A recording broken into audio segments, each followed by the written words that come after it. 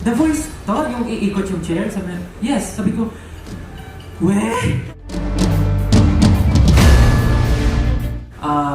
to be honest, nung sinabi sa akin yung project na to, parang dumaan lang siya sa akin. Sabi ko, okay. Tapos, nung sinabi nila, The Voice to yung chair na iikot. Sabi ko, ay, The Voice to, yung iikot yung chair? Sabi niya, yes. Sabi ko, ganun yung reaction ko, parang, ako?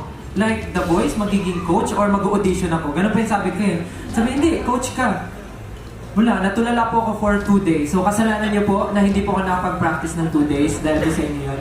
And nung sinabi po ng management namin sa members ko, sabi po nila, kunin mo na. Hindi na namin alam sasabihin sa'yo pag hindi mo pa kinuha yan. Kasi, to be honest po, sobrang mabili po ako talaga sa kung anong project yung kukunin ko.